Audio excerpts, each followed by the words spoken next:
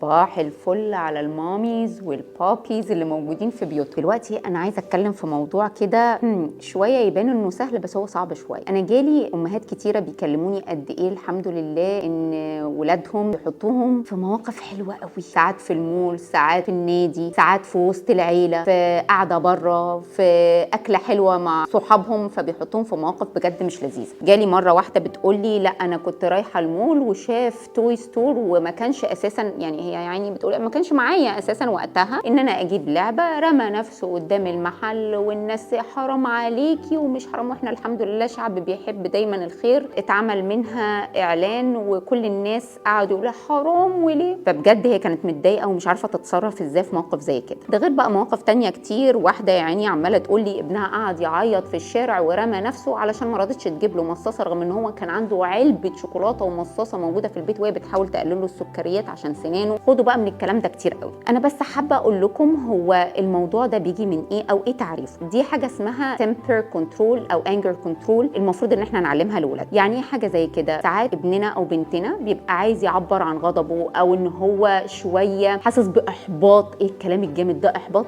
ليه؟ لان هو مش عارف يتكلم، مش عارف يقول لك على مشاعره، او انت ما عودتهوش انك انت تتكلمي معاه وتقولي له على مشاعرك ايه النهارده. طب انت مبسوط؟ طب انت متضايق؟ طب زعلان ليه؟ طب فرحان ليه؟ الكلام ده كله يا جماعه مهم جدا، وخصوصا الكلام اللي انا بتكلم عليه ده بيبقى من سن سنه ل4 سنين، من اهم سنين ابنك او بنتك اللي تتكلمي فيه عن مشاعره، عن ازاي يحل مشاكله، عن كل الكلام ده. هو الوقت ده على فكره ده كلام كبير وهم لسه اطفال، اوكي ما انا عارفه، بس هو ده وقت التاسيس. حابه اقول لكم يعني ايه انك انت تتعاملي مع الموضوع. اول حاجه في قبل النزول، وقت النزول، بعد النزول. انا عارفه ان شغل كبير بس هي صعبه، حته تربيه الولاد دي مش سهله يا جماعه. قبل النزول بتعملوا ايه؟ قولي لابنك او بنتك هو رايح فين او هي رايحه فين، هتشوفوا ايه، هل هينفع ان انا اشتري ولا لا، وتوري له. على فكره مش عيب توري له لا دي الفلوس اللي معايا انا مش هينفع اشتري اكتر من كده، او بلاش حته الفلوس، ممكن تقول لهم لا انت خلاص عندك لعب كتيره، انا مش هينفع ان انا اشتري لعبه تانية واحنا رايحين كارفور او احنا رايحين النزوله دي، او هنقعد مع فلانه وفلانه فلو تسمح هجيب لك مثلا ليجو او هجيب لك كذا او هتلعب في البلاي جراوند او الكلام ده كله. بتفهمي، بيبقى عنده اسبقيه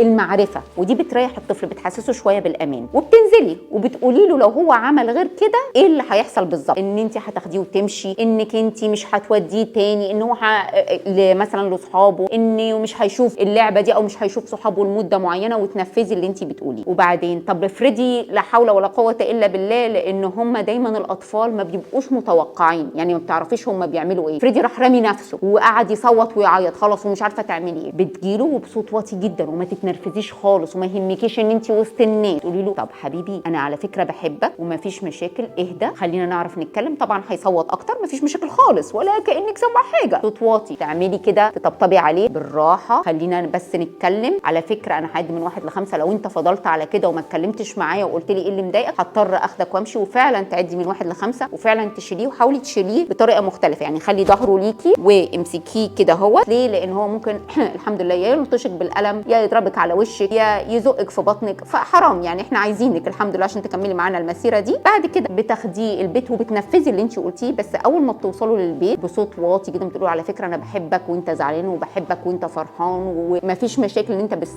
تبقى متضايق، بس لازم تقول لي انت متضايق ليه عشان نحل المشكله. ولو حتى انت عايز حاجه ممكن ما نشتريهاش دلوقتي بس قدام شويه نشتريها او نعمل بديل كده. انت بتعلمي ابنك حاجه مهمه جدا، وان هو ازاي يقدر يتعامل مع مشاعره. انا عارفه الحاجات دي كبيره وصعبه، وفي ناس يقولك ده لسه عيال، طب ما احنا اتربينا وكانش ولا اهالينا بيعملوا فينا كده. خلي بالكم يا جماعه الموضوع اتطور، ولادنا مش زينا، الموضوع بيختلف من حد لحد. يا رب اكون عرفت افيدكم. باي باي.